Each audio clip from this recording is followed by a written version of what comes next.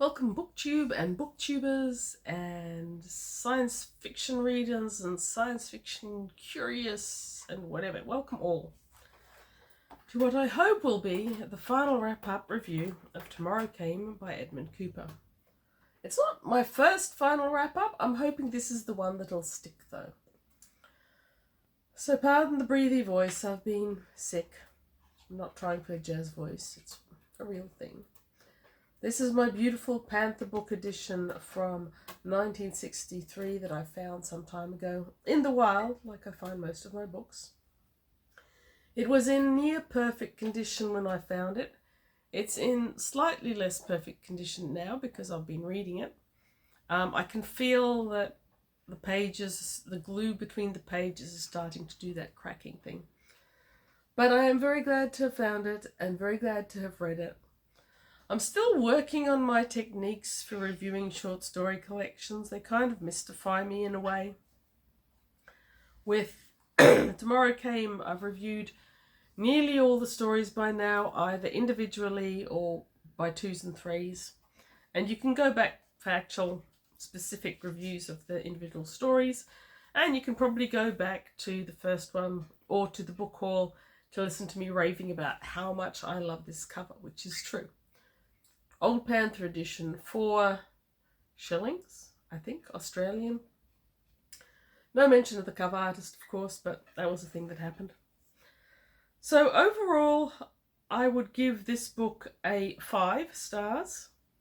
But I thought about it while I was reviewing the individual stories, and I realised that there's some authors where trying to give the individual stories star ratings doesn't work terribly well, because really, with Edmund Cooper, I feel like I'm only really relating these stories to other Edmund Coopers. I'm not really relating these stories to the ones that I read in Neil Asher's The Gabble, for example. Great stories, great author, but they just seem to belong to a different category to Edmund Cooper. So I'm just going to say I like them all, right? There's a few ongoing themes between these 12. I think they're 12. 19, 12 stories. Welcome Home brings to us a couple of themes that are ongoing. It's set in a far future, which was I think only about 7 years after it was published, where the UN have put together a Mars expedition, and a few men, yes they are all men of course, have just landed on Mars. So through a few of these stories, Edmund Cooper betrays his hope and expectation, which was common amongst many people from his generation in the 60s, that the UN actually was going to become a world organization to bring peace and cooperation and all those other good things to the world. It hasn't worked out that way really at all, but a lot of the stories in here are hopeful of that. So you've got an astronaut from China, and the American and the Russian are best friends. And England and Paris, and what they find on Mars is really quite amazing and unlike any other of the many other Martian stories that I was reading at the time. So I do recommend, especially if you like other Martian stories from the time. This one would be very complimentary to Ray Bradbury's Martian Chronicles, for example. Another thing in there that Cooper does that he does in other stories is that upon reaching Mars, it's breathable air, so you don't have any messing around when astronauts get there. That was a good start. The next one is called Death Watch. That is very much a commentary on the nuclear culture, nuclear weapons culture, and the nuclear arms race, nuclear weapons in general. And it's a good one. It's basically a biopic of a man sitting there in the control room as nuclear war is declared. It's got a surprise ending, which it may not be that surprising to a lot of modern readers, but it was still really, really effective. The third story is The Piccadilly Interval. I really loved that story because it felt like it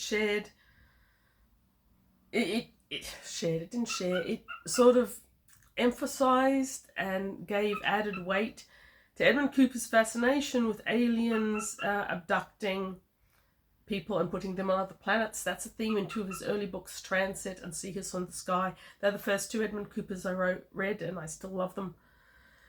The Piccadilly Interval comes from the same interest about that sort of alien abduction. It's unlike the two books I mentioned in that it doesn't really feature the abduction, but the interval is what happened during that interval is the question. Very well written. It does sort of sound like I spoiled it, but I didn't really spoil it. Read it and find out. The Mouse That Roared. That ended up being the real controversial story for me in this collection. Having reviewed that one, a couple of my constant viewers, thank you very much, commented that it was a movie. So I went and had a look at the movie. Yes, it was a 1959 British satirical comedy on banned Bond theme. It starred Peter Sellers, who does several roles. I feel like I might have actually seen it at one stage, I'm not sure. But it makes very, very clear that this movie, with this title, is based on a 1955 satirical novel by Irish writer Leonard Whibley.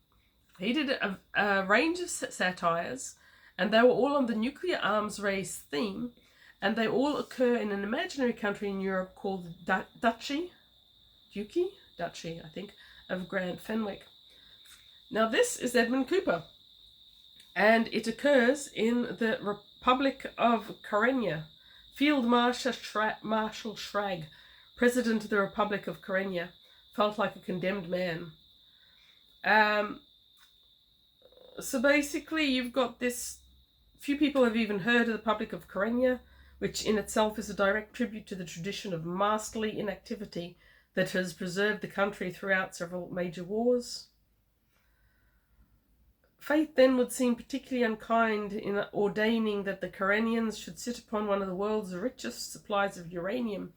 And this story in here is definitely a satire on the arms race and Karenya and how it has to get out of this fix when West and East both come calling, telling them that they're going to give up that uranium one way or another. Now, this story solves that situation very nicely by using science in an unusual way. It's not engineering or physics type science. Instead, well, it is physics, I guess. It's the physics of earth science and gravity and time and all those things. And it uses it to pull a complete scam that works. It's a great story. The ending explanation is great. There's a byline right at the end that is that true chilling Edmund Cooper with his sometimes less than humanitarian, shall we say, attitude. But how does that fit in with The Mouse That Roared in 1955 by Leonard Whibley? Well, I've got no idea. I went online and tried to research the two. My original thought was that Whibley was a pseudonym being used by Cooper, but that's clearly not true. He's got a very strong online presence. He was an Irishman who spent most of his time in the United States. He was a well-known author. He's clearly his own person. He apparently published more than 100 books. Though the Grand Fenwick ones are apparently the best known. I don't know. They're kind of contemporary. Whibley was born a bit earlier than Cooper, but maybe they knew each other and they discussed this option. Maybe they shared. Maybe Cooper borrowed it without mentioning from Whibley. I don't know. There's some link. I don't know what that link is. Considering that Cooper was a person who didn't leave a huge amount of internet presence, I'm not sure I'll never know the answer, but I hope someone finds it out, and if they do, I hope they let me know, because I was fascinated by that total rabbit hole I fell down there. After The Mouse That Roared, we had 1994. Yes, I do believe he's making a comment about 1984 there. And that one is very, very much social commentary. It feels like Edmund Cooper being bitter about how society is over-mechanizing, taking away man's right, human's right. It's Cooper. I'm going to go man's right is probably more on his mind. to be a productive member of society, to live the life under his own aegis, as it were. I think that's what he was going with, was there. It's an interesting story. It's got a kind of timey-wimey time machine feel to it. There's some weird stuff, but I in this story, he actually does better futuristic mechanical world than I think I've seen in most of his other books, maybe all his other books. His tend to be dystopian rather than a truly mechanized future. The book that this reminded me most of was actually Tanith Lee's Drinking Sapphire Wine and Don't Bite the Sun, because there she has a very mechanized society, which she gives us to, without much explanation, as mechanized society light version. I think he did it very well. I think I raved about that more in the individual review. When the Saucers Came, that's a good one too. I think I remembered saying that it felt a bit like a John Wyndham, purely in that you start off with a honeymoon couple, and the Saucers are indeed aliens that are coming down. They've got an agenda, and well, in actual fact, the characters and the story itself aren't at all similar to any of Wyndham's stories. I got something of that vibe from the actual writing. Very interesting. Again, social commentary to the fore. Next, we've got The First Martian. I raved about this one significantly. I think one of the reasons I was so impressed by it was that I was sick at the time and it took very little to entertain me. But the writing is quite beautiful. Again, felt a bit John Wyndham-y in place. And the humanity shines through really strong there. Again, humanity isn't always Edmund Cooper's overweeningly obvious factor, I'm just going to say. But there's strong humanity there and a wistfulness and almost fairy tale feel to it. The next was The Lizard of Woz. That was by far the most pulpy, the most sardonic, and the most humorful in this collection. I really enjoyed it. I wasn't expecting to find Edmund Cooper writing funny, quirky stories, because that's not what most of his novels are much like, but that was full of quirk in the best possible way. I don't always love quirk. Here I loved it. It was funny. It was humorous. As probably the best pulp I've read all year, honestly. The next story is The Life and Death of Plunky Goo, which I reviewed recently. With a name like that, I was sure it would be, once again, humorful and quirky. There's an element of quirk, but only if you would accept that some of Stephen King's work has quirk in the idea of, I don't know, clowns hiding in gutters. It's, again, social commentary specifically about Edmund Cooper's attitude to advertising aimed at children. He obviously doesn't like it. I agree. I think it's kind of evil. And he also emphasizes there what happens to the person who inadvertently becomes the vehicle of this advertising for children. Nothing good is the hint. Next we've got Judgment Day, and this one I think I've already reviewed. This is an old man, post-apocalyptic, sitting there hearing the children play in the valley and reflecting on the day that the war started and ended, pretty much all in one. H-bombs and biological warfare combined. Again, good story, already reviewed fairly recently. Vertical Hold was next, and this one I haven't reviewed before. It's a really interesting notion. Television has doubtlessly been indirectly responsible for many nervous breakdowns among the general public, but it seems highly probable that the case of Mr. Harold Gundy is unique. People, even ordinary people, can on occasion be subject to the most alarming delusions, but so far, according to medical records, Mr. Gundy is the only one who has apparently confused the function of a television set with that of a crystal ball.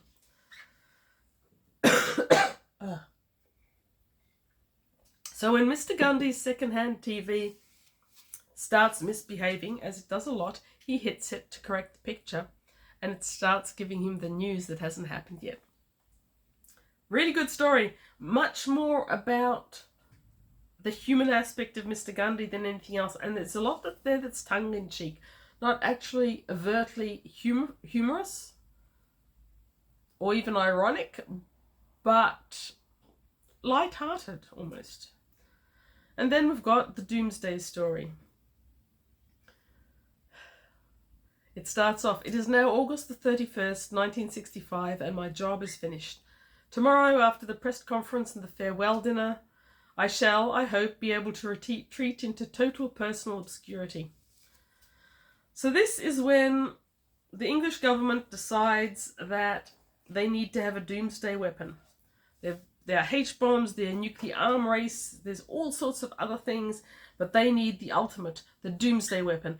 And they come to a young scientist who's been working in a related field. What was he worked in? He was top secret. I was still a very promising subatomic physicist. And they make him this proposition that he can get everything that he needs, and he guesses that they want a doomsday device. It transpires that other major power blocks of their era, so 63, Russia, America, and somewhere else that I've now forgotten. No, Russia and America, I think, were the other two. Have already started on their own doomsday devices, and England wants to work on theirs. And talks about how they throw money at him. He goes to this part of the English countryside that I haven't heard of because I haven't been to England since I was 18. They build labs, they acquire people, they investigate all these different options. And throughout, there's these hints that our narrator has already figured out what the option is going to be they're going to go with. And then he does. And around about the time that his doomsday device is completed, so are the ones of Russia and America. And once again, Edmund Cooper betrays that rather charming and naif belief that with a certain amount of equality, war will end. The H-bomb didn't end it because there was an arms race. The nuclear arms race is clearly something that he felt strongly about. I do too. But you all should, because it hasn't ended. And this doomsday device is the weapon to end all weapons. And I'm not going to tell you what it is. And I'm not going to tell you how the three power bases that have it manage it. I don't know if you'll see it coming or not. I feel around about 80% certain that I have read this short story before. And some of the stories in here I definitely haven't, but that one I feel that I have somewhere at some stage. It's a good story. If you know where else it's published, let me know. I'm sure this is the only short story collection by Edmund Cooper I own, so I don't know where I read it. It's good. Not perhaps unexpected, but the ending is replete with irony, shall we say. Hold that thought. Oh. Okay, so I've been really enjoying short story collections. I'm the person who always said I didn't like them. I'm liking them again. This one definitely was a wonderful addition to anyone who likes Edmund Cooper. Or classic SFF short stories. Thank you for watching. Read good books.